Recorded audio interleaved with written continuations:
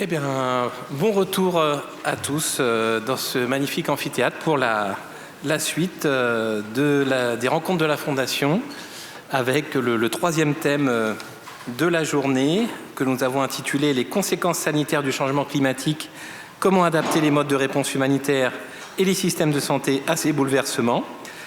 Thème que nous ouvrons tout de suite par la présentation de nouveaux résultats de recherche soutenus par la Fondation avec vous, Jean-Marc et Maudou, qui avaient réalisé 2 recherches qui offrent chacune un regard sur les conséquences sanitaires des changements climatiques en Afrique, précisément au Sénégal. Mais on abordera le Sénégal, mais pas seulement. Avec vous, on voyagera aussi. Et voilà, la façon dont on peut y répondre. Alors Jean-Marc Goudet, vous êtes sociologue et médecin, post-doctorant à l'INSERM.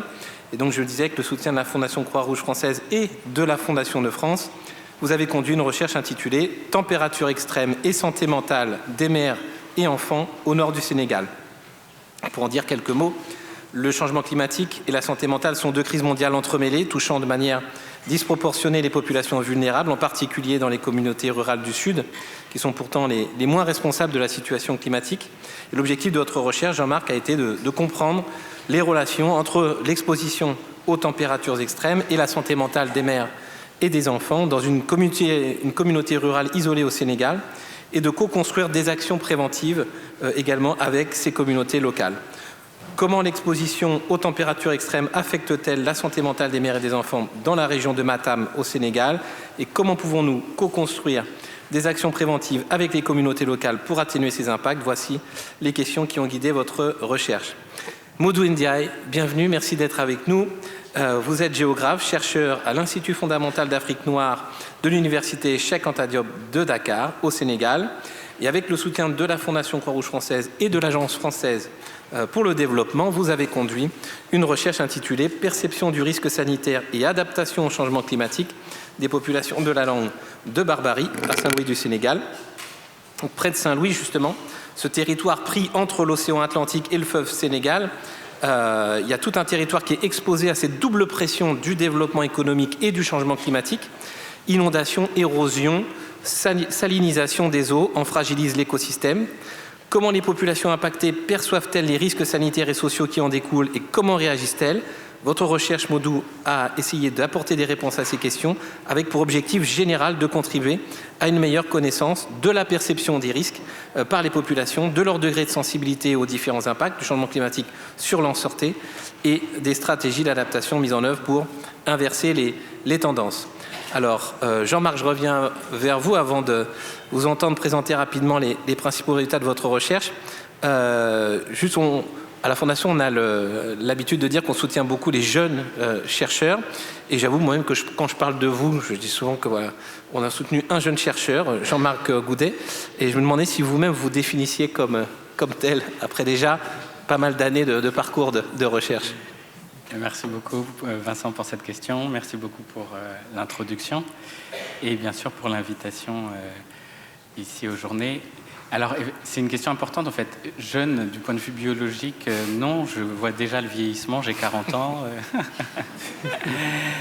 Donc, pas du tout. Et ce qui est intéressant, c'est que j'ai fait ma thèse de sociologie en 2021. Donc, c'est du point de vue institutionnel où on parle de jeunes. Mais, comme vous le savez, le système est ce qu'il est actuellement. C'est-à-dire qu'il n'y a pas assez de postes pour être titulaire. Et donc, on fait des contrats de travail en fait courts sur plusieurs années, des post-doctorats après la thèse, et on tente les concours en vue de l'obtention un jour du Graal. Et donc, ce qui est un peu paradoxal, c'est qu'on est dans une période de grande instabilité. C'est pour ça que le secours en fait de la Fondation aux jeunes chercheurs est primordial et a un effet crucial. C'est-à-dire que c'est très instable, il n'y a pas de poste, et en même temps, on vous dit, si vous voulez obtenir, par exemple, tel financement, il faut que vous soyez titulaire. Donc, on vous demande d'être titulaire alors qu'il n'y a pas de place pour être titulaire. Enfin, vous comprenez un peu le système. Donc, ça pose beaucoup de questions, et c'est une période instable, mais c'est une période qui est intéressante parce qu'au fond, ça pose aussi la question de pourquoi on fait ça. C'est-à-dire, est-ce qu'on continue ou pas? Parfois, on parle de précarisation, mais il y a quand même une question qui est fondamentale, en fait, c'est quel intérêt on trouve dans notre métier et quelle suite ensuite on pourra y donner. En tout cas, merci. C'est moi qui te remercie. Donc, on t'écoute tout de suite, Jean-Marc, nous exposer Dans les grandes lignes, c'est 5 minutes, c'est assez court, mais voilà les principaux aspects de ta recherche qui, comme je le disais, tentent de comprendre ces relations entre l'exposition aux températures extrêmes et la santé mentale des mères et des enfants. Et de co-construire aussi un point important, hein, toujours sur les finalités pratiques, peut-être qu'on peut tirer aussi de tes résultats, co-construire une action préventive avec les communautés locales. Voilà, nous t'écoutons. Merci encore.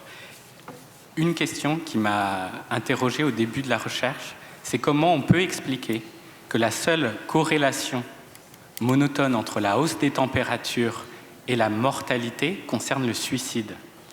Et donc c'est des grandes séries statistiques sur tous les pays du monde qui montrent cette corrélation constante entre hausse des températures et mortalité. Et la plus forte, c'est le suicide, c'est-à-dire qu'en gros, plus de 1 degré de température par an entraîne une augmentation en moyenne de 2,3% de taux de suicide dans le monde entier, dans tous les pays, avec des variations selon les études et des variations selon les pays, mais c'est quelque chose qui est extrêmement significatif statistiquement. Et donc l'étude, elle s'est intéressée à essayer d'aller comprendre pourquoi. On sait très peu en fait sur les mécanismes, comment on peut expliquer que ces fortes chaleurs vont jouer sur la santé mentale. Et surtout, ce qu'on ne sait pas, c'est auprès des populations, auprès des communautés qui sont les plus exposées. Donc, ce que tu as dit en introduction, c'est-à-dire qu'ils sont les moins responsables. Il y a toujours une question éthique quand on parle du changement climatique. Ils sont les moins responsables du changement climatique. Pour autant, elles sont les plus exposées. On dit souvent qu'elles sont les plus vulnérables, mais elles sont avant tout les plus exposées à la chaleur extrême. Et donc, de quelle manière on peut expliquer que cette chaleur extrême va façonner, va impacter la santé mentale ? Et la deuxième chose qui était cruciale pour moi, c'était d'aller dans ces communautés ou dans les suds, où il y a peu de données, en fait, du point de vue de la recherche. Donc il faut aussi interroger les chercheurs sur quels endroits, quel est notre propre objet de recherche et essayer de le circonscrire. Et donc c'était vraiment un enjeu crucial de pouvoir aller auprès de ces communautés et, comme tu l'as dit, de regarder les questions d'action, c'est-à-dire quand on pose cette question de changement climatique, on ne peut plus, en fait, on n'a plus le temps pour rester sur le constat. Donc c'était ça l'objectif double, à la fois essayer de comprendre ces mécanismes d'impact, parce qu'on ne sait pas actuellement dans la littérature expliquer les raisons de ces impacts massifs sur la santé mentale. On parle de populations vulnérables, donc c'est mères, enfants et personnes âgées, c'est pour ça que l'objet était ici auprès des mères et des enfants. Et le deuxième objectif visait à mettre en place une action, et on verra comment, c'est-à-dire en tout cas d'essayer de développer un modèle d'action, une logique, une théorie de l'intervention. Et c'est en fait ces deux lacunes-là qu'on comprend du point de vue scientifique, les effets psychiques de la chaleur dans les suds et surtout, une grosse lacune, c'est l'intervention. Donc c'est le point avec l'action humanitaire, c'est le fait qu'il y a actuellement dans le monde aucune intervention qui est faite pour réduire l'impact des fortes chaleurs sur la santé mentale. Et donc, c'est un enjeu qui est crucial parce que c'était un résultat de recherche de nos précédents terrains au Bangladesh. C'est un enjeu qui est souvent oublié. La santé mentale dans les suds, auprès des femmes, en lien en plus avec la chaleur. Donc, quelle méthode et quelle approche ? Donc, moi, au départ, je suis médecin de santé publique, mais je suis aussi sociologue. Donc, c'est une méthode ethnographique. Donc, c'est classique, c'est de faire des entretiens, faire de l'observation. Et on a choisi, en fait, d'aller au nord du Sénégal. On voit la carte. Ok, super. Donc à Matam, comme vous voyez, qui est à la frontière, donc on voit le fleuve Sénégal à la frontière avec la Mauritanie, au nord-est. Et au sein de Matam, on a pris 4 zones géographiques, 2 proches du fleuve et 2 éloignées du fleuve. Le fleuve a un intérêt, donc c'est une zone agricole et de pêcheurs, mais c'est aussi en fait l'eau, l'accès à l'eau qui est utilisé pour irriguer, mais aussi pour se rafraîchir. Donc ça peut être aussi une technique de rafraîchissement. Quand il fait trop chaud, on va rafraîchir le linge des bébés et le linge des mères. Et quand on est plus éloigné du fleuve, ça a un autre impact. C'est déjà plus dur en termes de rendement agricole. Et c'est la question de l'accès à l'eau qui va être encore plus difficile. Donc première approche, c'est cette approche ethnographique qui est assez classique et ancienne. C'est de retourner auprès des familles, de faire des entretiens, de l'observation avec ces familles et surtout d'essayer de varier les moments où je les rencontrais, en saison chaude, en saison froide, et de faire une sorte de suivi au long cours, en tout cas sur 1 an et quelques mois. Le deuxième point méthodologique, c'est plutôt un point en santé publique, on parle de recherche interventionnelle. Et donc, c'est d'essayer de mettre en place un modèle d'action, de co-construire méthodologiquement des actions avec les décideurs, avec les personnels de santé, avec les communautés et les membres des communautés. Donc, alors ça, c'est intéressant, c'est quelque chose que tout le monde sait, en fait. Donc, est-ce qu'on a encore besoin de ces graphiques? Je ne sais pas. Comme vous le voyez, depuis 70, la hausse de température moyenne est impressionnante. Ça, c'est la température moyenne pour le Sénégal. Et le graphe d'après, ça va être... on ne l'a peut-être pas mis. En fait, ce qui est intéressant de voir, c'est au sein du Sénégal, les inégalités avec Matam. C'est-à-dire qu'en fait, Matam, il y a encore plus de 5 à 10 points par rapport à Dakar. Donc, Dakar, maximum, c'est 30-32 degrés en moyenne, à saison chaude. C'est la température minimale en moyenne à Matam en saison chaude. Donc, on est entre 30 et 45 degrés. Ce qui est très important, c'est la température minimale, parce que c'est au moment où la température qui redescend, c'est-à-dire en fait, notre corps ne peut plus supporter à long terme la forte chaleur quand on n'a pas un moment de rafraîchissement. Il faut au moins quelques heures où on est à moins de 35 degrés pour que le corps puisse se rafraîchir. Si on a ces 4-5 heures où on est à moins de 30 degrés, on peut se rafraîchir.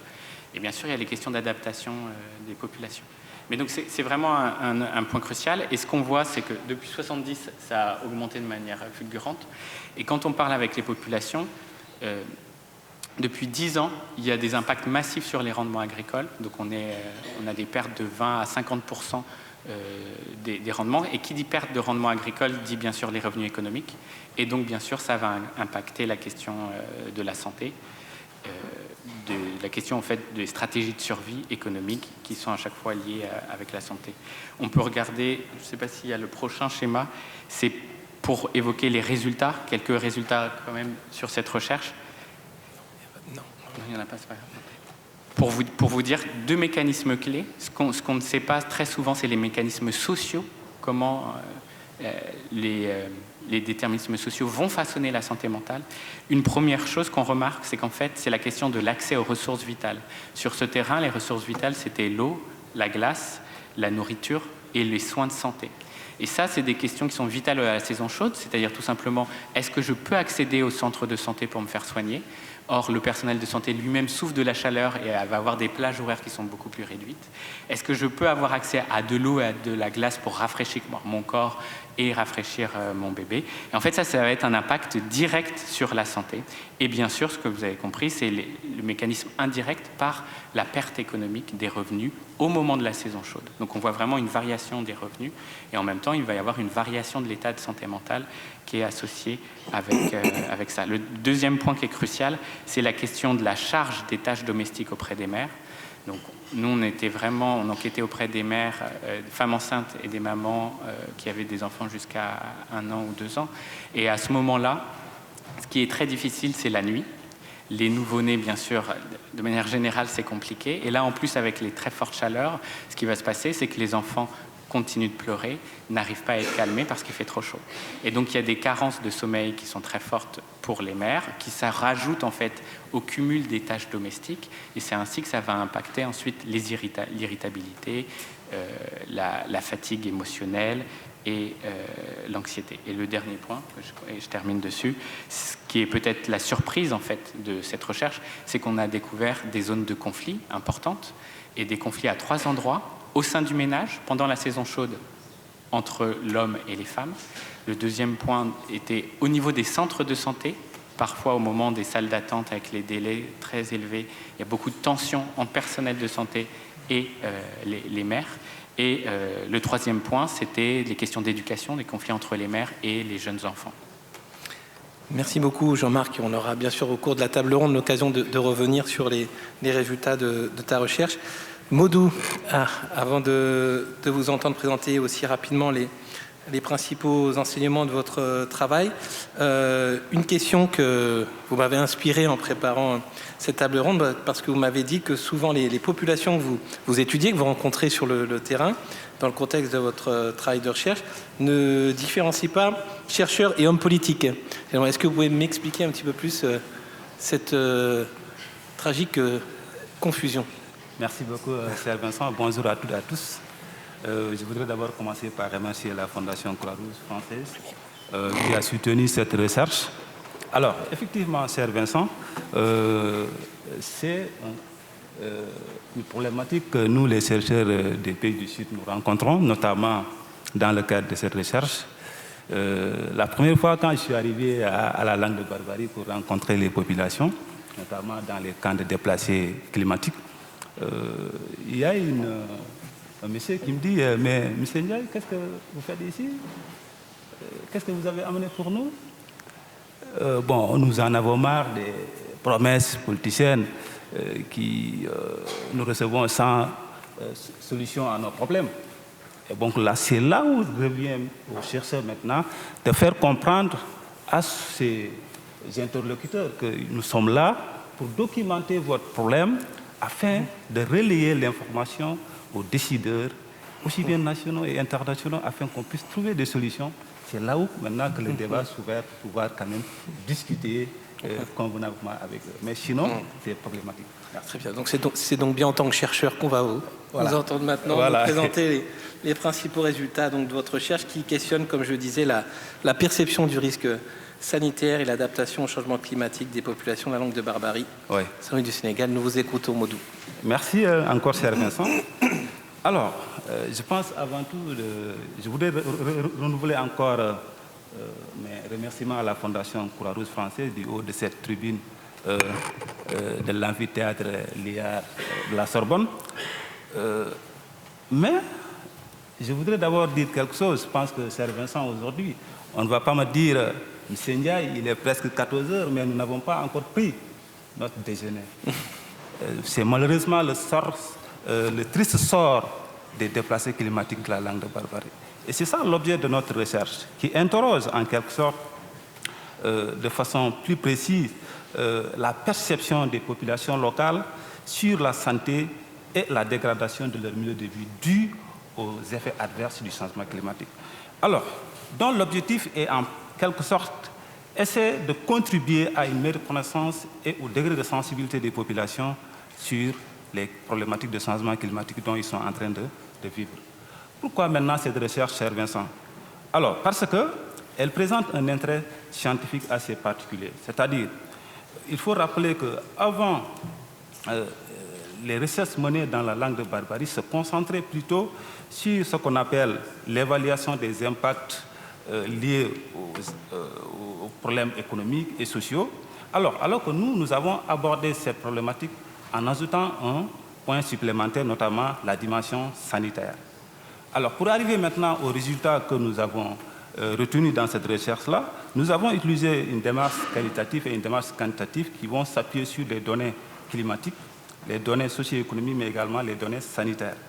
Analysées à partir de ce qu'on appelle les paramètres motrices, notamment les forces motrices, les pressions sur l'espace, mais également l'état et les impacts, pour enfin comprendre les réponses qui sont apportées par les populations.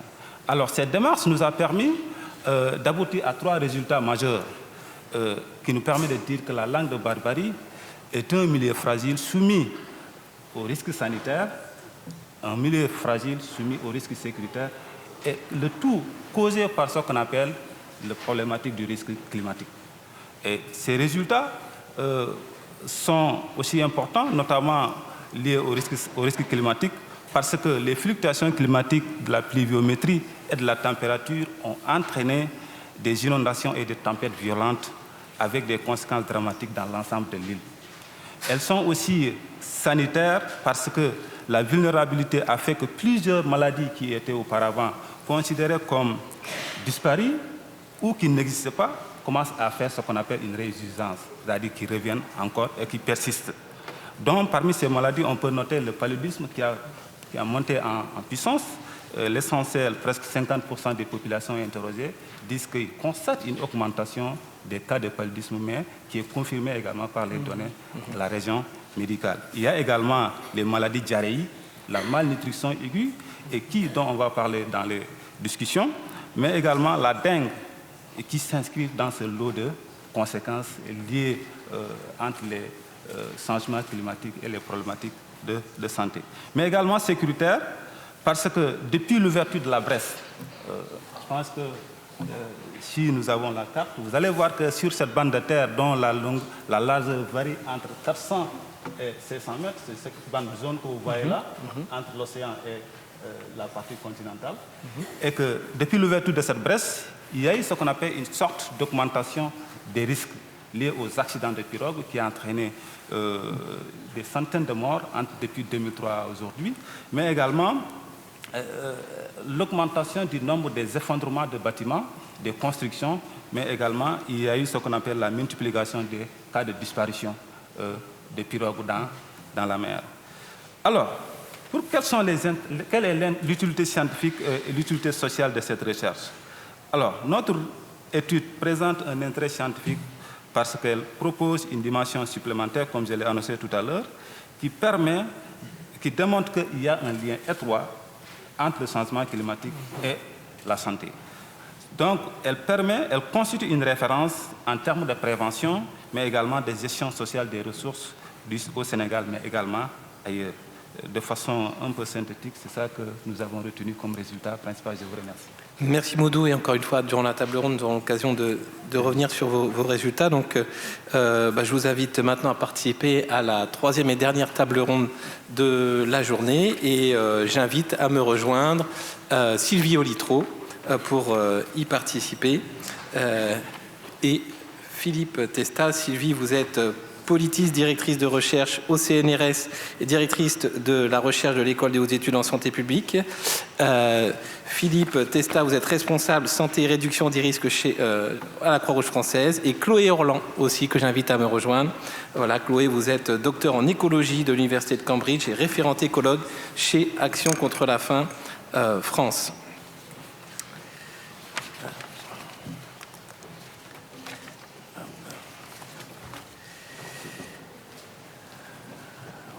On va poursuivre les échanges donc avec vous, et comme voilà, vous le savez sans doute, les projections les plus récentes sont claires. Le dernier rapport du GIEC postule que l'augmentation de la température moyenne mondiale de 1,5 degré devrait être atteinte dès le début des années 2030, et ce, quelle que soit l'intensité de nos efforts pour réduire les émissions. On le sait donc, le changement climatique n'est pas une menace lointaine, c'est une réalité qui est aujourd'hui quotidienne, tangible, et ses effets se font déjà sentir sur la biodiversité, sur nos moyens de subsistance et bien sûr sur la santé humaine. L'impact du changement climatique sur la santé ne se limite pas aux maladies et aux blessures, mais influe aussi sur les déterminants sociaux, économiques et environnementaux de la santé, l'accès à l'eau, l'alimentation, l'électricité, aux soins, aux médicaments et au personnel de santé. Et parce qu'ils interviennent dans de nombreux contextes de crise, les acteurs du mouvement international de la Croix-Rouge et du Croissant-Rouge sont particulièrement conscients et témoins de ces réalités-là. Et dans ce contexte, il nous semblait particulièrement urgent et important de s'interroger ensemble sur la façon dont le secteur humanitaire et les systèmes de santé tentent de faire face à ces bouleversements. Alors, comment les acteurs humanitaires et sociaux adaptent-ils aujourd'hui leurs actions pour faire face aux impacts sanitaires et sociaux du changement climatique ? Comment réinventer nos métiers et nos modes d'action face à ce nouveau contexte?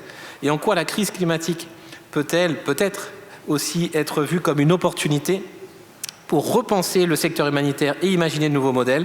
Voilà, ce sont ces questions et bien d'autres qui nous semblaient importants d'aborder et que nous proposons d'explorer ensemble dans cette table ronde. Voilà, tout ceci étant dit, je vais maintenant passer la parole à Sylvie pour introduire plus en détail cette question.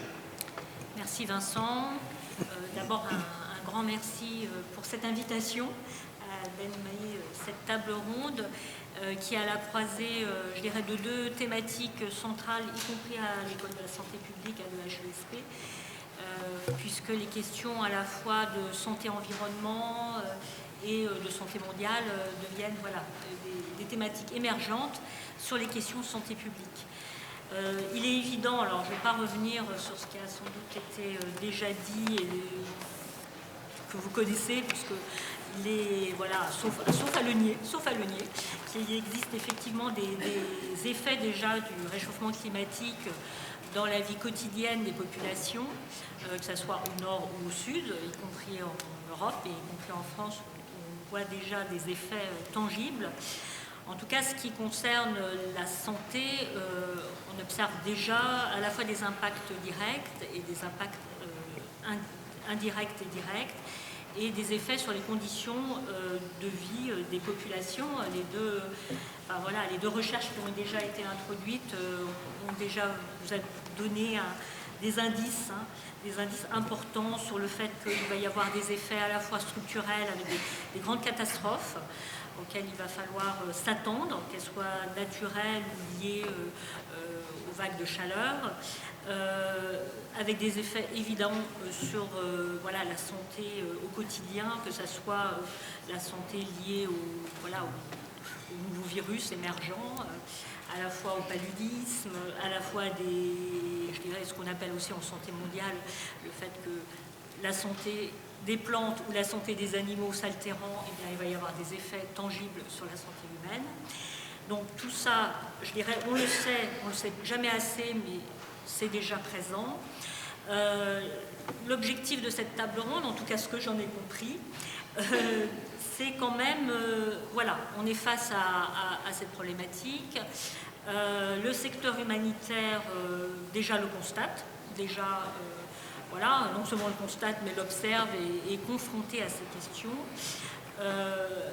Cet après-midi, on va avoir la chance d'avoir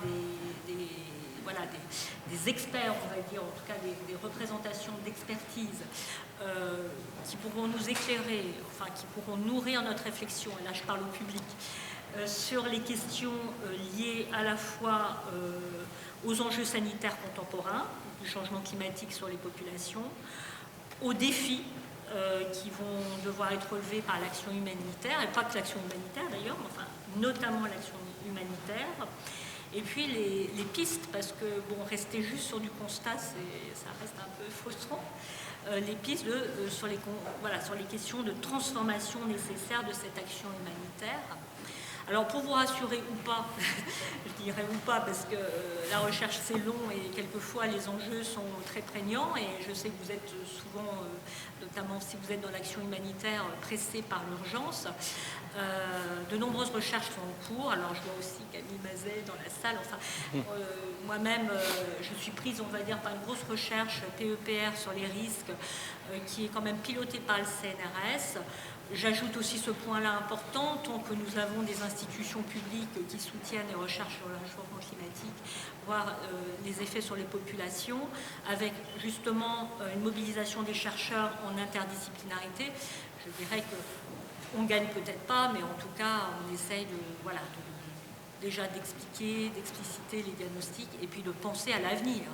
Puisque l'idée, c'est pas de rester devant la catastrophe ou devant tous les signaux qui sont quand même inquiétants.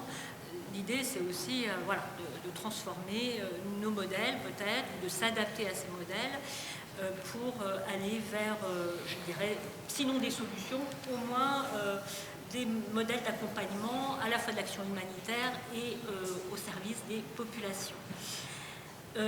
Mais je ne vais pas parler trop longtemps. Je vais introduire la table ronde de cet après-midi. Alors avec l'aide de Vincent, on est en binôme, parce qu'à un moment j'étais toute seule et puis je me suis dit quand même, c'est bien que Vincent quand même participe. Mes premières interrogations, une première interrogation qui n'est pas la mienne, qui est celle de la Fondation, on l'a co-construit avec l'équipe, c'est essentiellement autour effectivement des diagnostics, des enjeux sanitaires présents. Et là, pour le coup, je vais peut-être aller, sinon interroger, du moins introduire cette thématique grâce au témoignage de Maudou et de Jean-Marc, c'est-à-dire en quoi il y a des enseignements possibles de ces contextes, et en particulier du contexte sénégalais. Comment vous avez pu aussi, à la fois, vous l'avez montré, observer ces grands enjeux sanitaires du changement climatique pour les populations, et comment quand même vous êtes dans la réflexion des pistes qui pourraient évidemment orienter des interventions des acteurs gouvernementaux et non gouvernementaux en matière de santé publique, alors évidemment au Sénégal, mais pourquoi pas ailleurs aussi, si vous avez des pistes de réflexion autour de cette question à la fois, je dirais, de l'ordre du diagnostic, mais de l'enseignement déjà. Voilà. Donc, je ne sais pas quelle est la première personne, c'est Maudou. Peut-être, je ne sais pas où. ou Jean-Marc, vous avez compris, peut-être voilà, au-delà du contexte sénégalais, quels enseignements vous pourriez nous communiquer selon vous intéressants dans le cadre de votre recherche, et puis aussi voilà, sur les pistes, les changements possibles, alternatifs, des chemins alternatifs possibles, peut-être que des associations, des ONG pourraient emprunter. Et on entendra tout à l'heure Philippe nous parler voilà, de la façon dont une association comme la Croix-Rouge française se prépare elle-même, et aussi les populations, à surmonter ces enjeux. Donc, voilà. Merci beaucoup Sylvie pour l'introduction et pour cette question. Si on veut dépasser du cadre, en tout cas de ma recherche, peut-être un élément qui semble se retrouver partout et qui caractérise le changement climatique, c'est le fait que les effets ne sont jamais ceux qu'on imagine. C'est-à-dire que c'est très difficile de prédire en réalité à quel sera l'événement le plus impactant. Il y a une énorme variabilité des risques et des effets. Donc, par exemple, parfois, ça sera l'année où il y a très peu de chaleur, mais en fait, ça va être la mousson, ou à l'inverse, ça sera une grande sécheresse. Il y a une énorme variabilité selon les années qui rend difficile aussi la construction des interventions, parce que selon l'année, on peut peut-être se trouver à côté. C'est un autre risque qui était plutôt prédominant cette année-là. Et ça, c'est le fruit d'un résultat d'une précédente recherche où on avait misé beaucoup sur les inondations au Bangladesh, et en fait, on s'était rendu compte que c'était plutôt de la sécheresse là où on était, etc. Donc en fait, il y a cette chose qui est quand même spécifique du changement climatique, qui est la grande variabilité et le fait que c'est difficilement prédictible. La deuxième chose, c'est qu'à des problèmes nouveaux, il faut quand même des solutions nouvelles. Alors, on ne recrée jamais rien de nouveau, mais en tout cas, de la recherche, ce qui est sûr, c'est qu'on ne peut plus appliquer certains anciens principes très verticaux. Et donc, les impératifs de co-construction et de recherche-action qui sont anciens, la recherche-action, c'est date des années 70, d'Amérique latine, etc. Il y a tout un historique. Mais ils sont quand même très importants et très utiles pour répondre à cette question-là.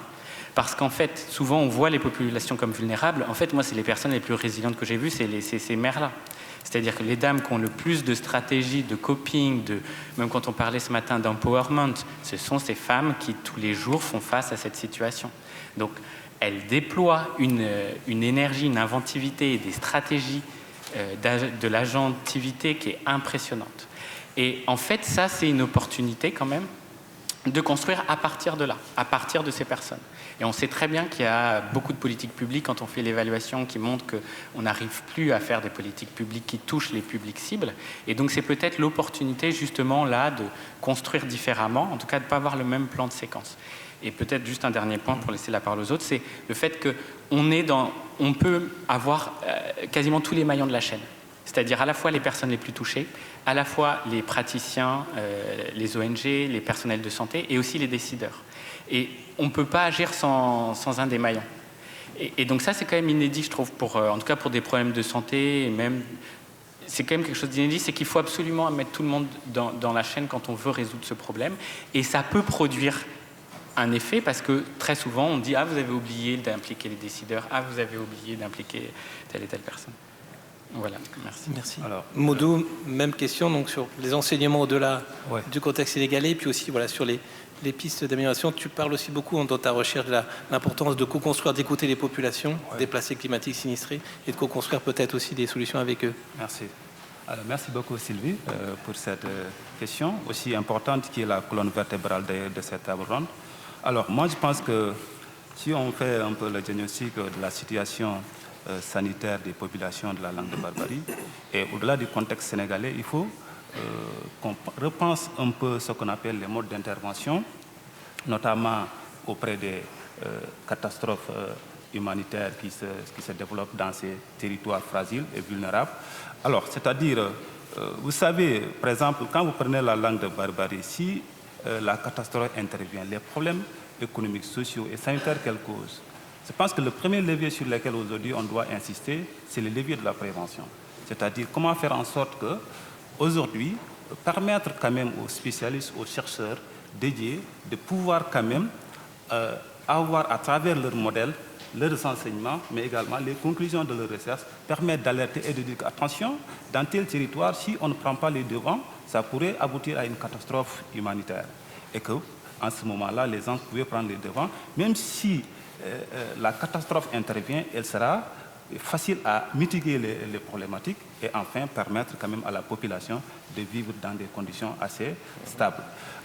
Deuxième élément important pour moi également, si on sait aujourd'hui l'OMS estime que le changement climatique pourrait entraîner 250 000 décès supplémentaires entre 2030 et 2050, et qu'aujourd'hui, dans nos pays, notamment le Sénégal, le taux de couverture sanitaire est environ de 10 médecins sur 100, je pense qu'aussi il faut également investir dans la recherche liée à la santé.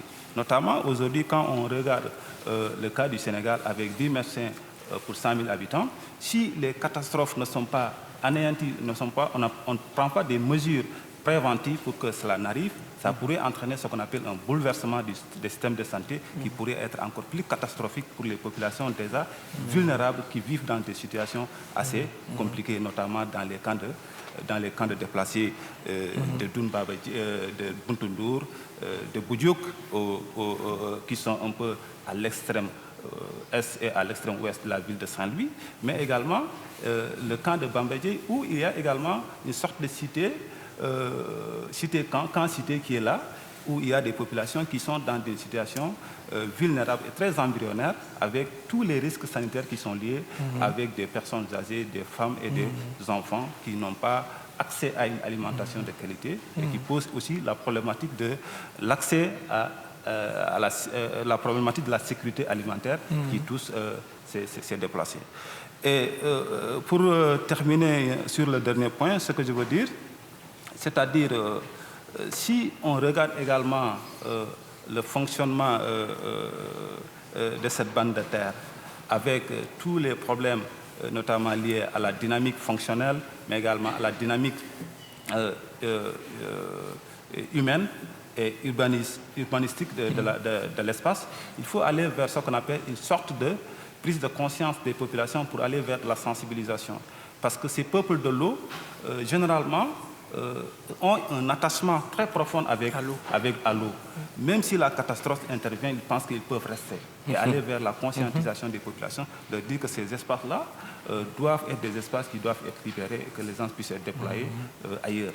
Et à ce titre, il faut que les décideurs, aussi bien les humanitaires, l'État et les ONG locales, puissent aider ces populations à cette prise de conscience et à la gestion rationnelle du littoral qui est le véritable problème. Je vous remercie. Merci Maudou. Je vais maintenant me tourner vers Philippe et Chloé. Voilà, Philippe, Chloé, vous travaillez tous les deux pour des ONG. Philippe pour la Croix-Rouge française, Chloé pour Action contre la faim. Et ce dont je voulais parler avec vous, c'est de la façon dont les acteurs humanitaires et sociaux tentent aujourd'hui d'adapter leurs actions pour faire face aux impacts du changement climatique, qu'ils soient sanitaires ou non. Philippe, est-ce que vous pouvez d'abord, par exemple, nous parler de la façon dont la Croix-Rouge française tente de renforcer l'anticipation collective et la préparation individuelle aux effets du changement climatique? Et Chloé, ensuite, dans un second temps, si vous pouvez nous parler du cas d'Action contre la faim. Voilà, peut-être avez-vous également des exemples d'autres ONG, d'ailleurs, ou associations intéressantes à citer en cette perspective? Oui, merci Vincent, merci de nous avoir invités. En ce qui concerne la Croix-Rouge, d'abord juste rappeler rapidement que la Croix-Rouge travaille sur ces sujets-là depuis des années. Ce n'est pas un sujet qui nous interpelle depuis peu, mais d'au moins, en tous les cas, une quinzaine d'années. Qu'on avait déjà organisé un colloque en 2019 sur soigner une population en plus de degrés. A priori, on était à Cannes, oui. Voilà, à Cannes. On était un peu optimiste sur la donnée, mais enfin, en tous les cas, voilà. Et puis, on a publié un rapport Résilience et Santé au mois de mars ou avril dernier, si ma mémoire est bonne. Voilà. Donc, ça veut dire que c'est des sujets qui nous intéressent. Pourquoi? Parce que notre action est vraiment basée au plus près des populations. Et au plus près des populations, ça veut dire en direct, en interface directe avec les populations, que ce soit sur la prévention, sur la sensibilisation au risque, sachant que ça a été assez dit, donc je vais éviter de paraphraser, mais aujourd'hui, dès qu'une catastrophe liée au changement climatique survient, y compris en Europe, ça devient une catastrophe pour l'ensemble.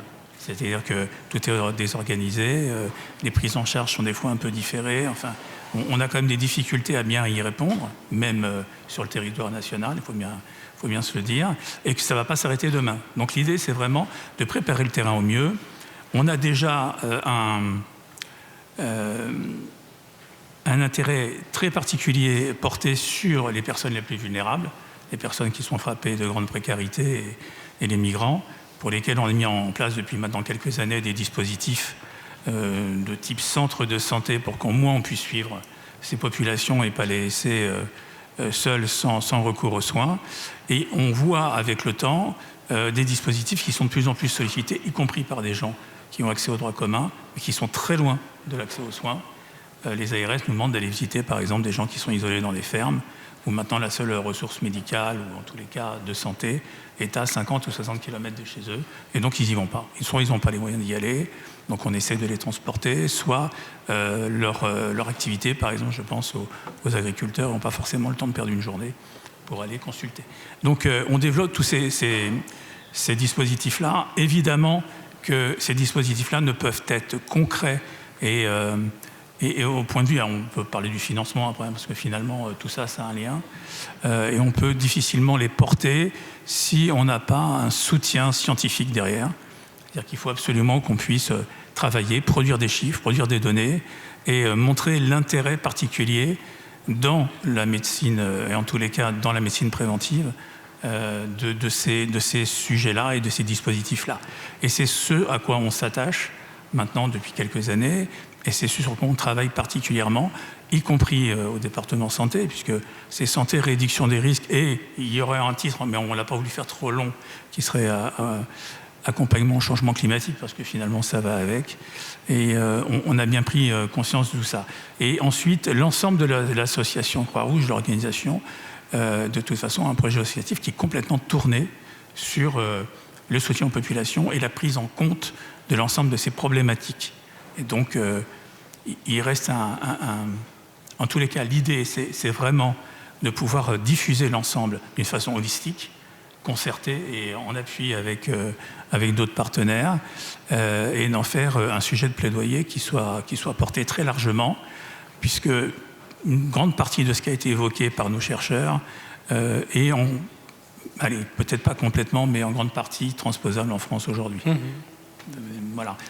C'est pareil il y a l'initiation, enfin en tous les cas, sensibilisation des populations.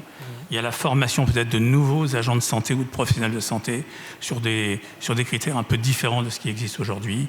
L'Aller Vert est un outil incroyablement efficace pour pouvoir aller voir et avoir un contact et proposer un accès aux soins aux populations. Et c'est réellement les sujets et les objets qui nous intéressent et sur lesquels on travaille aujourd'hui.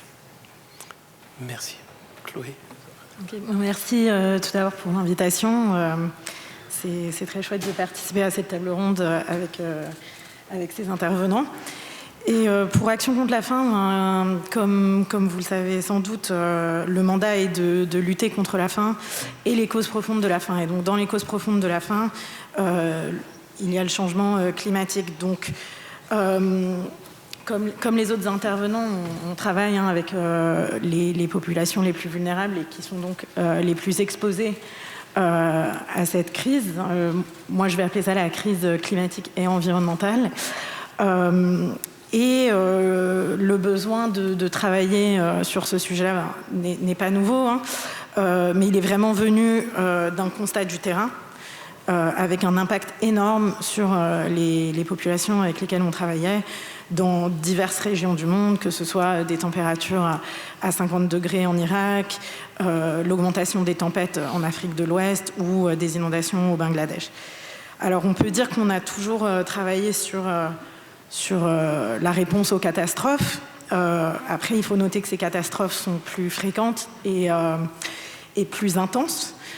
Mais aussi qu'on rentre un peu dans des crises un peu émergentes par rapport à ce dont on avait l'habitude, donc des crises plus chroniques qui vont perdurer dans le temps. Ce qui va peut-être un petit peu, à l'inverse de ce à quoi on pense quand on pense à l'humanitaire et l'urgence et le mot crise, mais en fait là c'est vraiment ça reste des crises chroniques, comme la désertification, la dégradation des sols, la perte de la biodiversité, des ressources naturelles. Du coup, on s'est rendu compte qu'il fallait répondre à ce type de crise différemment, comme on l'a entendu précédemment par Maudou, en peut-être se focalisant plus sur la préparation, l'anticipation à ce type d'événement, et donc ne pas juste répondre en fait aux effets. Et donc ça change un petit peu peut-être le prisme de nos habitudes. En tout cas, pour vous donner peut-être quelques exemples d'actions qui vont dans ce sens, et donc l'idée, c'est de permettre toujours un accès à la nourriture pour les populations, mais aussi à l'eau, aux centres de santé, aux ressources naturelles. On va avoir, on a toujours porté chez Action contre la faim, depuis une douzaine d'années, l'agroécologie, et je tiens à rappeler que c'est quand même une pratique qui est vraiment au cœur de l'adaptation au changement climatique, parce qu'elle déjà réduit l'impact en émissions de gaz à effet de serre. Donc, il y a le côté atténuation, mais il y a aussi le fait d'utiliser des semences adaptées, de faire de la culture intercalaire plus diversifiée, avec des espèces donc aussi adaptées à leur environnement, en utilisant des méthodes d'irrigation comme le goutte à goutte, qui sont moins consommatrices d'eau.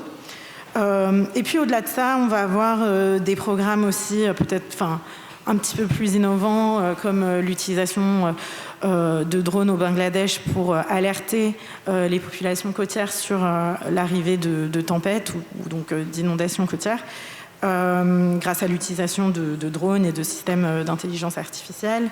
On a de la surveillance satellitaire au niveau du Sahel, qui permet d'observer un petit peu les mouvements agropastoraux, mais aussi les conditions climatiques. Voilà, pour vous donner quelques exemples. On peut aller aussi dans des choses un petit peu peut-être différentes, mais en Jordanie, on va voir l'assèchement des wadis, des cours d'eau, et l'érosion. Donc on réfléchit à comment réaménager peut-être ces espaces. Et là, ça va passer aussi par le traitement d'espèces invasives, mais toujours en lien avec les communautés. J'y reviendrai. Et puis au niveau de la recherche, c'est quand même le cœur de l'événement, c'est très important, et on a vu des liens entre la malnutrition aiguë et sévère et les conditions hydroclimatiques, notamment au travers de ces conditions vont être déterminantes dans la présence de maladies liées à la malnutrition, des maladies comme le paludisme, des maladies respiratoires, la qualité de l'eau, etc. Donc, oui, je ne sais pas si vous voulez que je parle d'autres ONG ou pas, mais... Il y a d'autres exemples aussi, qui peuvent être cités en exemple. Bien sûr, en tête, mais... de manière générale, en tout cas, on n'est pas du tout la seule ONG, comme on l'a vu, qui s'inscrit dans cette direction, du fait de la nécessité de le faire. En France, il y a le réseau Environnement Humanitaire, qui est un réseau francophone qui regroupe,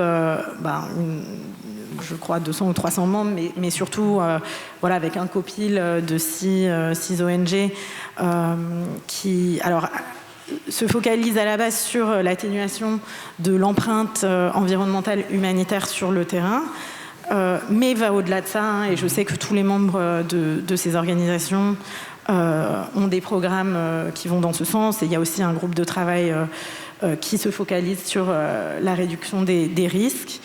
Et puis après, à l'international, il y a aussi des courants comme ceux-ci qui promeuvent également les solutions fondées sur la nature dans l'humanitaire, donc c'est-à-dire un peu utiliser des méthodes de fonctionnement moins impactantes et qui prennent mieux en compte la biodiversité, plus généralement l'environnement, dans la mise en œuvre de solutions qui vont aider la société. Merci Chloé, merci à tous les deux. Vous nous avez déjà, dressé une sorte de perspective de ce que font les ONG déjà sur ces questions climatiques qui, comme ça vient d'être dit, préoccupent les ONG depuis au moins une décennie, voire deux. Moi, je connais un peu plus les ONG d'environnement, là c'est beaucoup plus longtemps, mais clairement ces réseaux, en plus, non seulement celui qui vient d'être cité par Chloé, c'est-à-dire qui croise environnement et humanitaire, me semble effectivement des expériences intéressantes. Alors, je vais continuer je dirais, à mettre Chloé sur la sellette. Alors, c'est pas la sellette, mais parce qu'elle a écrit. Elle ne fait pas que nous exprimer ou partager une expérience. Elle a aussi écrit un article dans la revue Alternative Humanitaire qui semble important parce qu'elle parle à la fois des crises humanitaires liées au changement climatique. Elle nous propose un nouvel humanisme qui intégrerait l'humain et les écosystèmes. Donc c'est le moment ou jamais de nous partager cette réflexion, et surtout pour les membres du public. Merci, oui, c'est un article qui avait été écrit avec deux collègues, Pierre-Marie Gohamard qui est expert WASH, donc eau, assainissement, hygiène, et ma collègue Olivia Pellegrin qui, elle, était spécialiste log, logistique et carbone. Donc c'est pour dire qu'on avait une vision, chacun des expertises un peu différentes.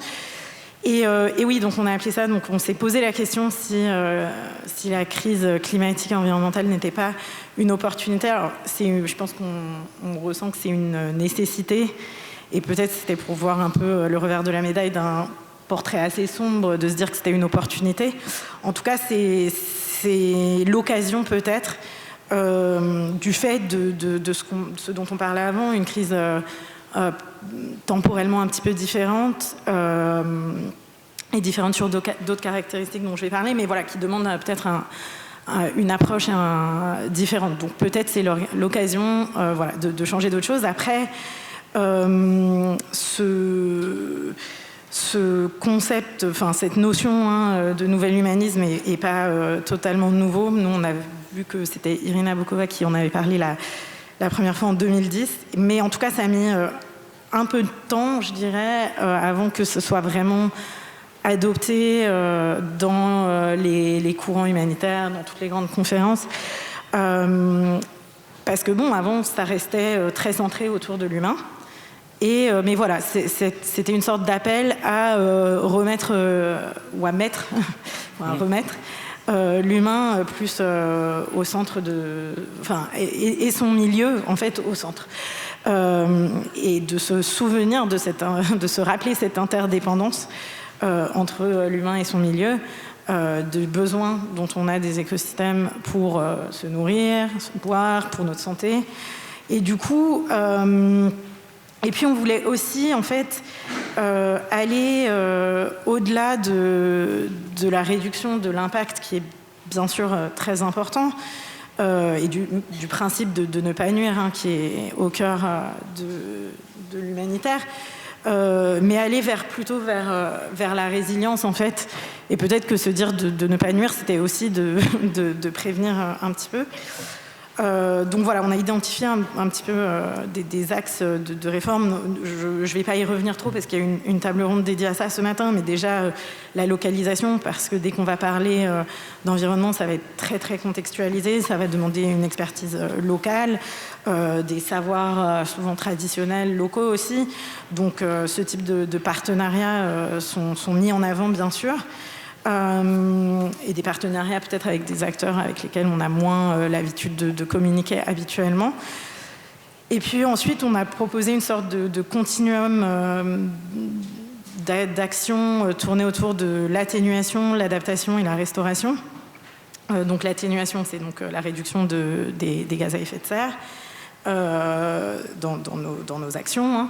L'adaptation autour de mesures qu'on va prendre pour ajuster en fait nos activités, pour s'ajuster en fait, et pour que les personnes avec qui on travaille s'ajustent aux effets actuels et anticipés de cette crise, et puis que ainsi ça réduise leur vulnérabilité, et que ça limite les potentiels dommages causés par ces crises. Et enfin la restauration, qui tient à remettre en état des écosystèmes qui ont été dégradés ou détruits pour retrouver leur fonction écologique. Et donc là, on parle de services écosystémiques dont on est entièrement dépendant. Et donc, pour illustrer un petit peu ça, j'aime bien, j'ai deux exemples un peu chouchous, parce que je trouve qu'ils tombent un peu dans les 3 catégories, atténuation, adaptation, restauration. On va avoir la restauration de la mangrove, qui est donc atténue parce qu'on va stocker plus de carbone, adapte parce que ça crée une sorte de barrière naturelle contre la montée des océans, les tempêtes, l'érosion, qui est de la restauration en soi, en replantant. Et par exemple, on a un autre programme, donc ça, on fait ça en Sierra Leone, on se penche dessus dans d'autres pays, et on va avoir un programme qui s'appelle Farming with Alternative Pollinators. Donc là, on essaie de faire revenir les pollinisateurs sauvages, parce que, pareil, ça promeut des méthodes, des pratiques agricoles qui émettent moins de gaz à effet de serre en utilisant moins d'intrants, moins de dommages sur les terres, qui permettent l'adaptation en promouvant donc le retour en fait des méthodes naturelles comme le retour des pollinisateurs et donc la restauration de cet écosystème naturel. Et ce que je veux dire, c'est qu'on a vu vraiment des impacts très concrets avec une augmentation des rendements et des revenus. Donc c'est quelque chose d'assez simple à mettre en place qui a un impact assez fort. Et pour terminer, juste pour un peu ancrer ça dans un contexte plus global, en fait, c'est vraiment je trouve un sujet qui est assez, une vision qui est assez partagée en ce moment. Il y a une forme de dynamisme autour. On voit ça au travers de la popularisation de pratiques comme les solutions fondées sur la nature, des courants comme One Health et Planetary Health qui prennent de l'ampleur. Il y a eu un nexus de l'IPBES, donc qui est l'instance plutôt biodiversité, qui met l'alimentation, la santé, le climat vraiment au cœur des enjeux sur lesquels se focaliser. Et donc, on a aussi des outils très pratiques à notre disposition dans le monde humanitaire pour faire des évaluations d'impact. Et je pense que voilà, c'est à nous aussi de faire le choix de s'inscrire dans les réglementations internationales qui émergent, par exemple des COP avec les plans d'adaptation nationaux ou de protection de la biodiversité. Merci beaucoup Chloé. Je poursuivrai bien sur cette idée-là en vous entendant. Vous, Philippe d'abord, puis Maudou, puis Jean-Marc. Selon vous, en quoi les conséquences du changement climatique nous obligent-elles à repenser l'action humanitaire et sociale? On a entendu Chloé proposer une refonte du secteur pour mieux intégrer l'humain et les écosystèmes, et ne plus uniquement se focaliser, placer au centre l'humain. Quelle transformation donc, vous semble nécessaire dans nos pratiques, nos partenariats, nos façons de concevoir l'action sociale humanitaire pour qu'elle réponde de manière plus durable, plus juste et plus humaine à ces bouleversements, Philippe? Tout d'abord, je pense qu'il faut partager le lexique. C'est-à-dire qu'on a un certain nombre de définitions, on a un certain nombre de mots. Et ce lexique, il faut que tout le monde ait les mêmes définitions au même endroit afin de pouvoir faciliter la coopération. Finalement, souvent, on pense que la coopération, c'est inné, mais la coopération, ça se travaille, c'est quelque chose qu'on décrète, c'est quelque chose qu'on construit, qu'on co-construit, pour revenir des sujets précédents. Il faut qu'on puisse mobiliser l'ensemble des écosystèmes existants, des administrations, enfin tout ce qui peut être intéressé par le sujet, autour vraiment d'un objet commun, qui est le sujet de l'effet des changements climatiques et de la réorganisation nécessaire à l'atténuation, à la mitigation, on appelle ça comme on veut, mais en tous les cas, à limiter les effets de ces changements-là sur les populations, parce que tout ce qu'on fait sur l'humanitaire, très bien, moi, quitte à choquer, je pense qu'on va commencer à faire vraiment de l'humanitaire en France, si on n'en fait pas déjà, simplement parce que on connaît le contexte de délitement un peu du maillage santé en France, qui ne va pas forcément s'arranger de suite, puisque quand même du temps pour former tous ces gens-là, de la nécessité de nouveaux modèles.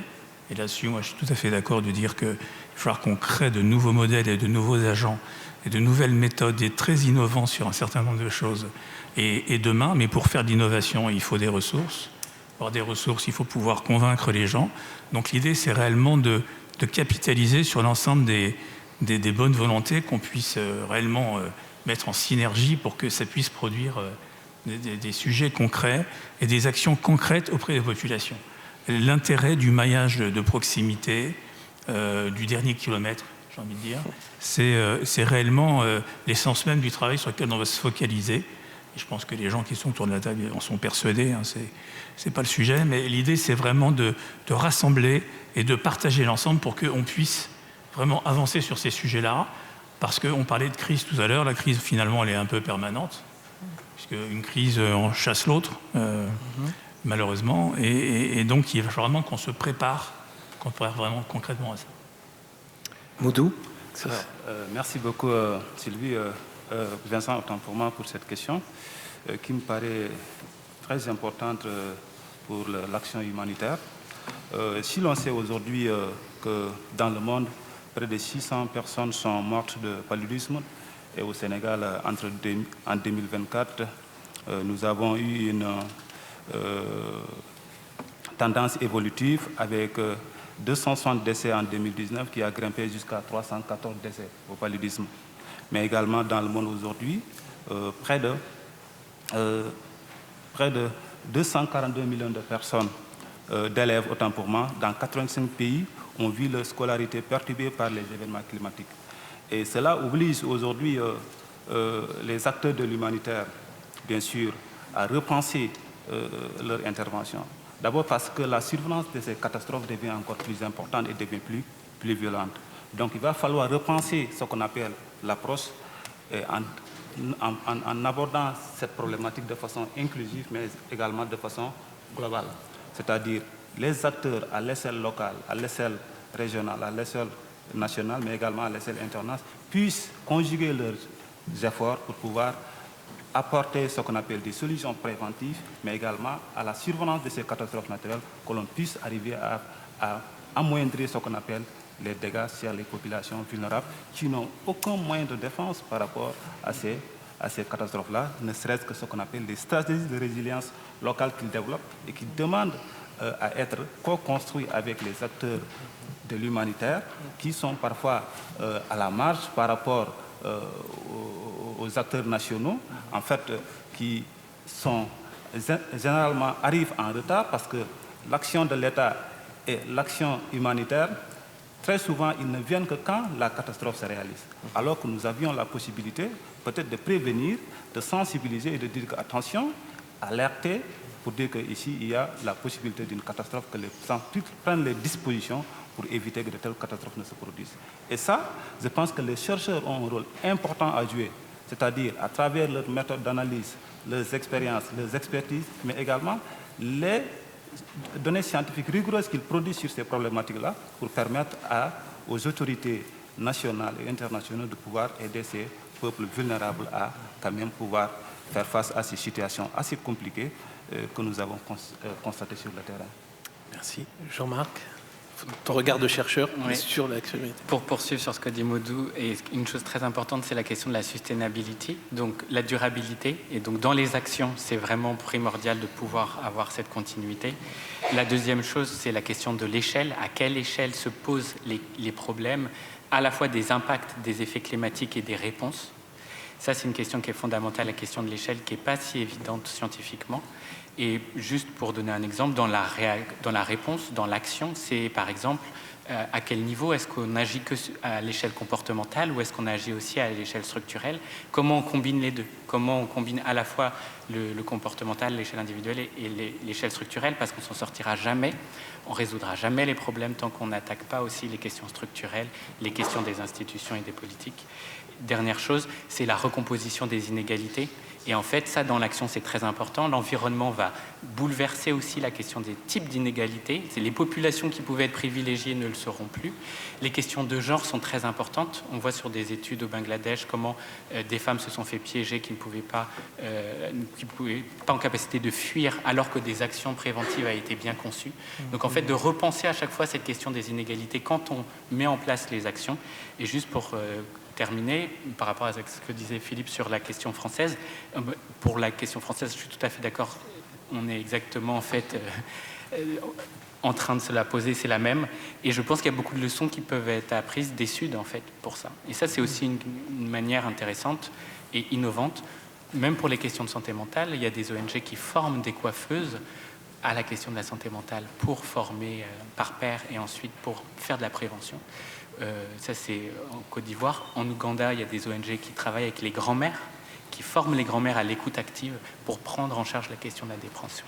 Et donc ça, c'est des questions cruciales quand on sait qu'en France, on n'a plus de psychiatrie ou plus de pédopsychiatrie en termes de densité des professionnels médicaux. Merci. Chloé, est-ce que quelque chose que vous voulez ajouter à ce point qu'on a pu aborder avec vous? Ouais, en 2 mots, hein, oui, parce qu'il y a eu plein de choses intéressantes qui ont été dites, mais ouais, je pense que c'est un peu... en fait, ce changement, enfin, cette vision, elle est... enfin, comment dire, la qualité de notre travail en dépend un peu en tant qu'humanitaire, je pense. Et du coup, on peut essayer de, comme je disais, pour voir les choses un petit peu plus positivement, se dire que cette crise n'est pas qu'un obstacle, mais c'est une porte d'entrée, si on veut, vers un humanitaire qui serait plus profond, plus ambitieux et à la hauteur des défis actuels, avec des réponses peut-être plus systémiques et un rôle plus structurant.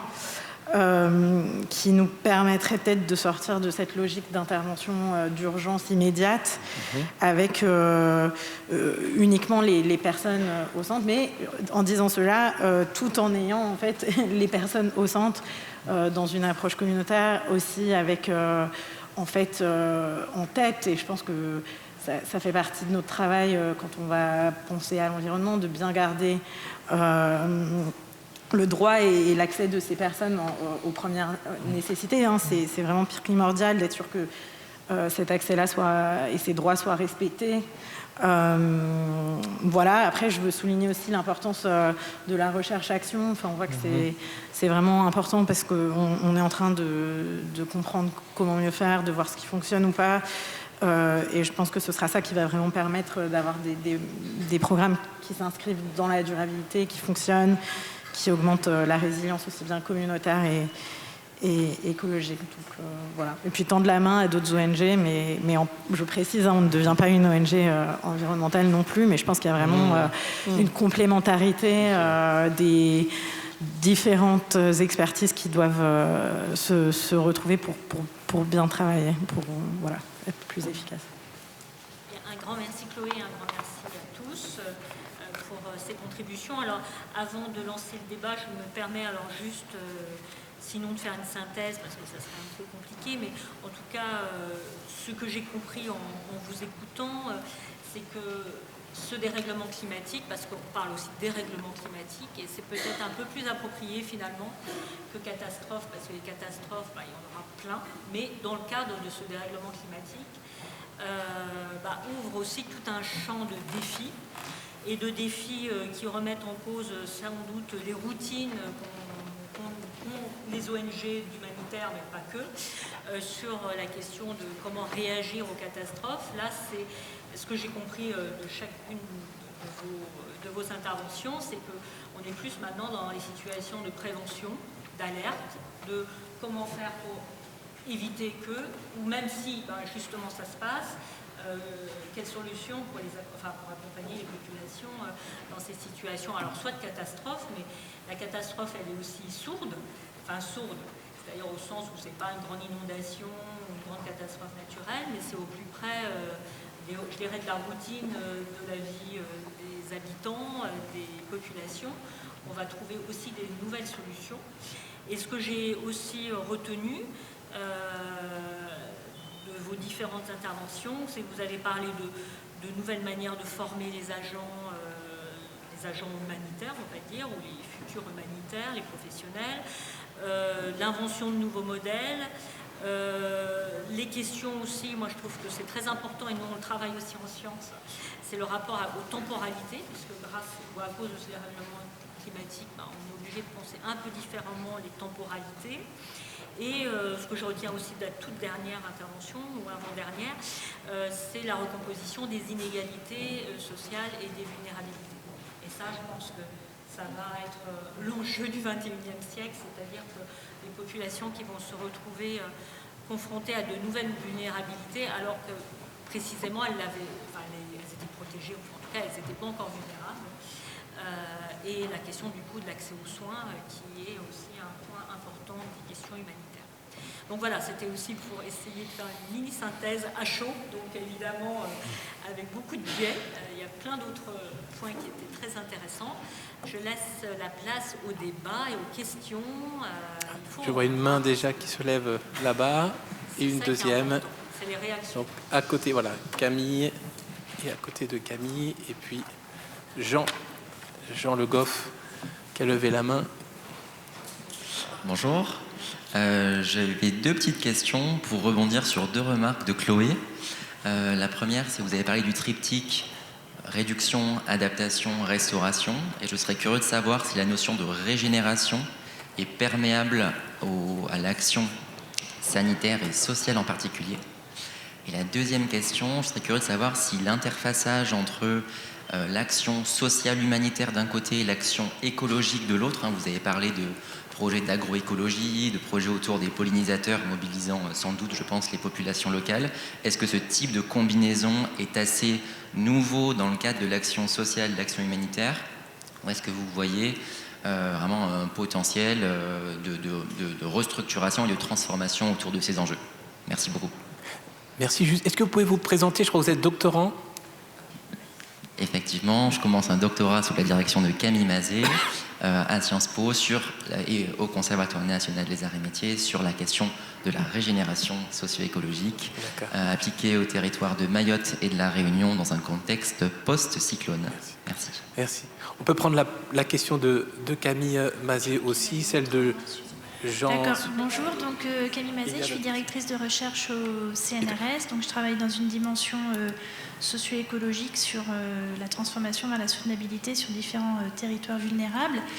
Et vous écoutant, j'avais une question qui porte, dans le cadre des dérèglements climatiques, sur l'impact géopolitique que vous pouvez rencontrer dans vos actions et notamment au niveau de l'action humanitaire. Par exemple, on peut penser à la pression sur les ressources. Donc, comment vous travaillez, par exemple, avec l'armée, et notamment dans des situations conflictuelles. Merci. Merci.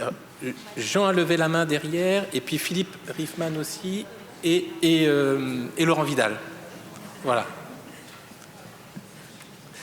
Bonjour et merci pour vos interventions.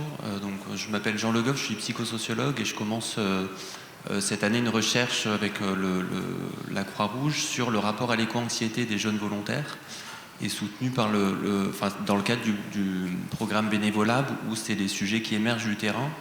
Et ce qui émergeait, c'était une préoccupation autour de à la fois agir sur ces sujets, c'est une vraie ressource pour faire face au poids psychique que c'est ces sujets difficiles.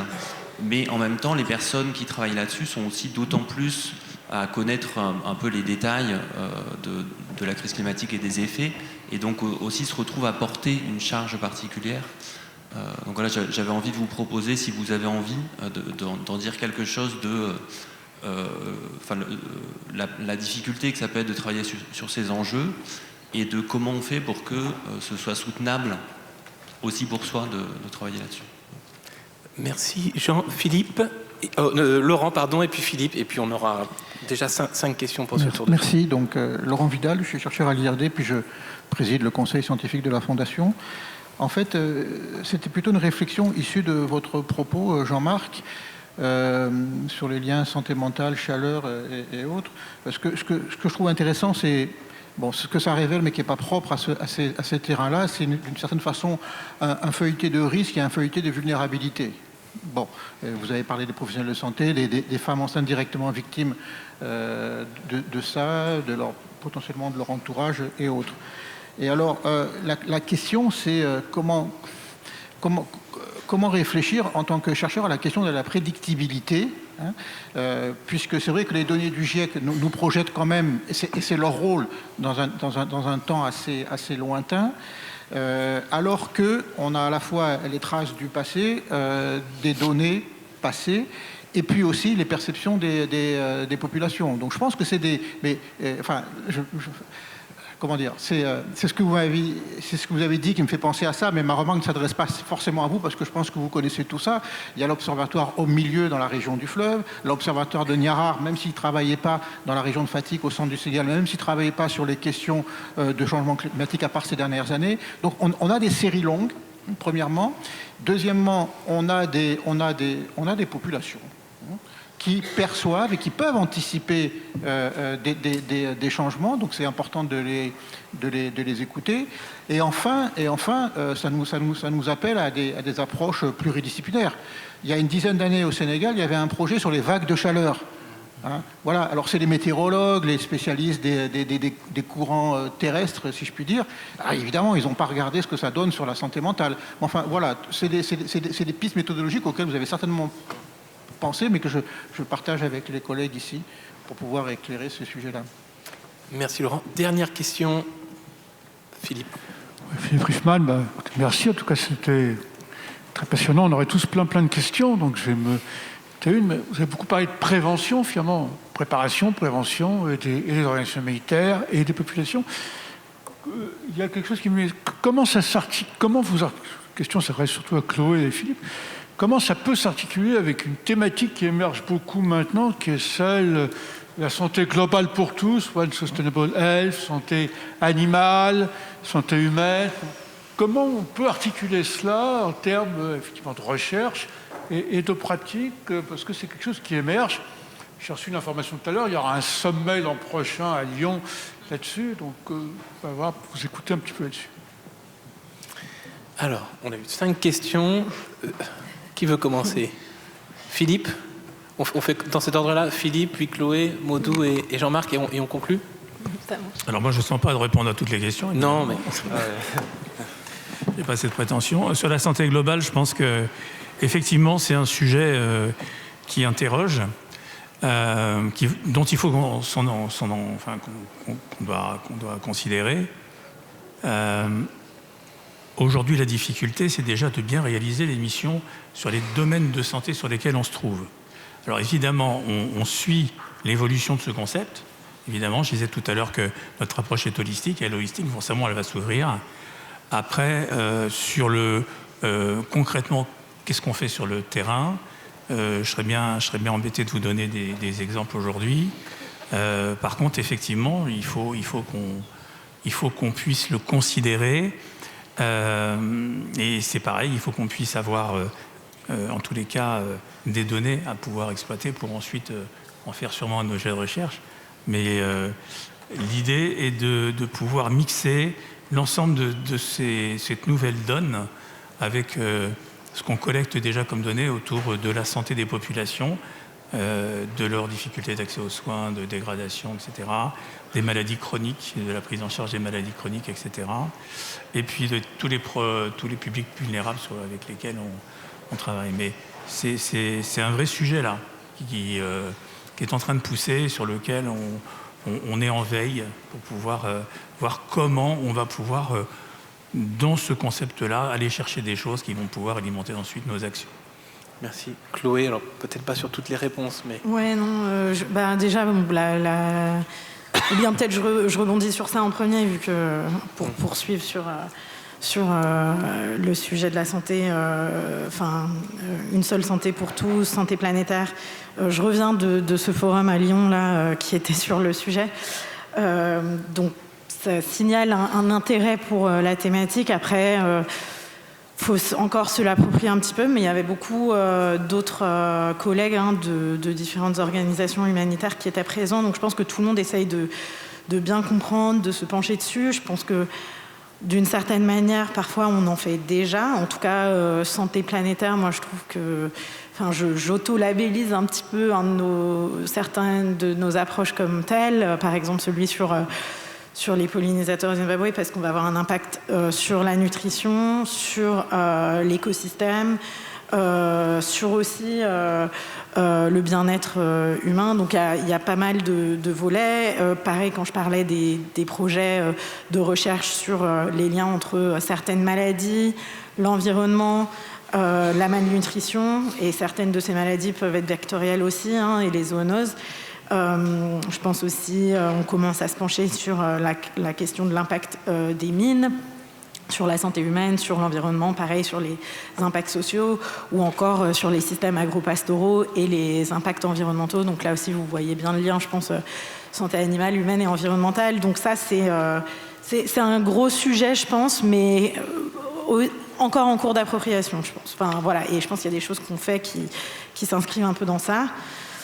Mais en tout cas, on veut avancer, et en effet, il y a un besoin de financement et de réflexion autour de comment opérationnaliser ça. Et puis ensuite, pour répondre donc aux questions qui venaient de cette partie de la salle, sur la régénération, j'ose pas trop en parler. Si vous faites votre thèse dessus, vous connaissez beaucoup mieux que moi.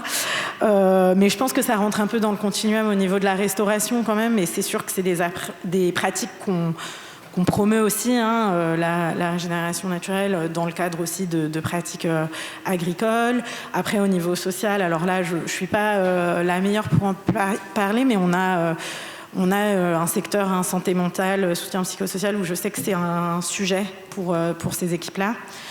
En tout cas, je pense que ça s'inscrit dans ce genre d'approche. Et par rapport à la question sur l'action sociale et l'action écologique, et est-ce que c'est nouveau? Alors, d'une certaine manière, non, pas totalement, et ça répond un petit peu aussi à cette question sur la santé planétaire. Mais on avait, par exemple, je sais bien avant que j'arrive chez ACF, des jardins maraîchers qui étaient des programmes multisectoriels où on incorporait le côté nutrition, sécurité alimentaire, santé mentale, donc qui s'approche un petit peu dans ce sens de ces nouvelles pratiques. Ce qui va être nouveau, c'est que je pense que si on refaisait ce genre de programme et d'études maintenant, on essaierait de mieux quantifier l'impact positif peut-être sur la biodiversité, ou de voir comment l'améliorer dans ce sens, ce qu'on faisait peut-être moins, même si dans le fond ça allait dans ce sens. Je pense aussi un petit peu, juste pour prendre la perspective inverse du monde de la conservation, qui est, moi, d'où je viens à la base, qui faisait de la conservation en fait assez exclusif des communautés pendant assez longtemps. Alors c'est quelque chose qui a changé, il y a plus d'une vingtaine d'années, mais je me rends compte encore aujourd'hui que souvent c'est fait trop... en excluant trop les communautés, en fait, et on sait que ça va être quelque chose de néfaste, parce qu'ensuite, ça va promouvoir le braconnage, la contamination des terres, etc.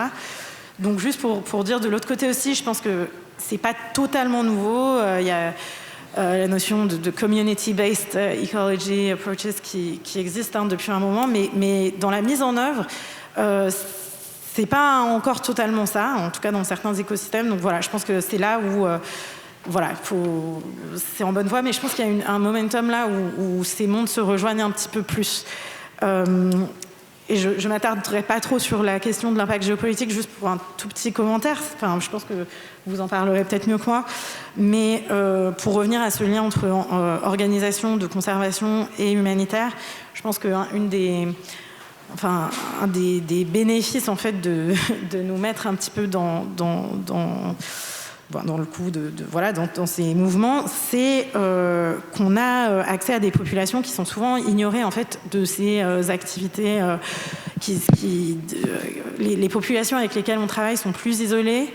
Souvent, il y a des enjeux sécuritaires pour travailler avec elles, et donc les organisations environnementales qui ont moins de moyens, en général, n'ont pas accès en fait à ces communautés. Elles vont se focaliser sur des zones, des hotspots de biodiversité, mais en fait, dans plein de régions et de pays, on va avoir des zones très très riches en biodiversité, en ressources naturelles, dont les gens dépendent énormément, qui vont être totalement ignorés de ce type de programme. Et donc, je pense que voilà, le fait d'avoir cet accès, peut-être, et ces connexions parfois avec les districts locaux peut répondre peut-être un petit peu à la question, peut permettre de travailler sur ça. Merci Chloé.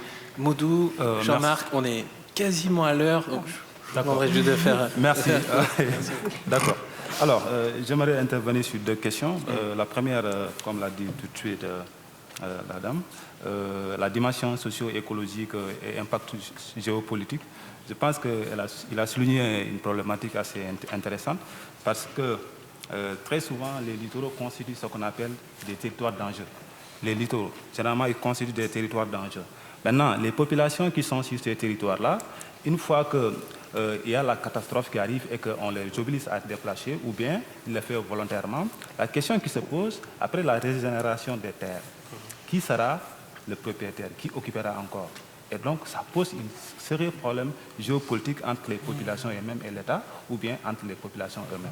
Donc, je pense qu'il a souligné une question importante qui mérite d'être repensée et intégrée dans cette dynamique-là.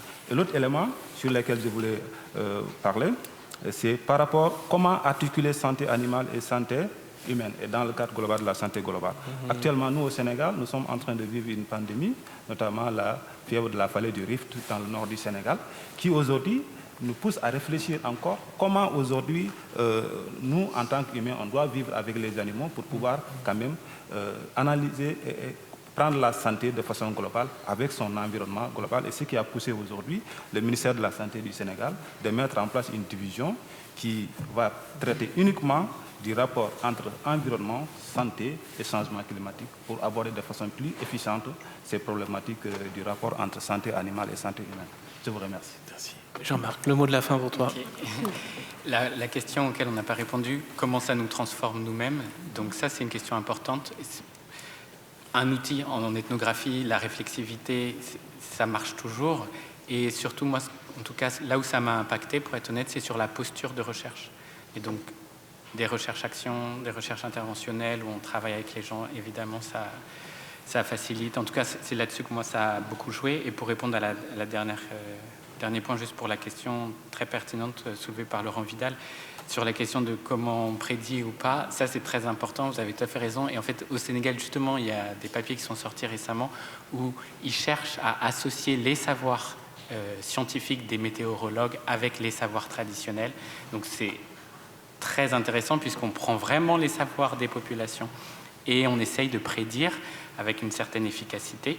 Et donc ça repense les questions de la pluridisciplinarité et des outils technologiques. Juste pour finir, on travaille au Sénégal avec les collègues de l'université de Kaolack, des géomaticiens, et il y a de nouvelles études aussi à partir des techniques de machine learning qui essayent d'affiner la précision sur la prédictabilité sur des choses très simples, comme par exemple les nuages de poussière qui annoncent les vagues de chaleur, qui étaient connus par la population et qui sont maintenant testés scientifiquement.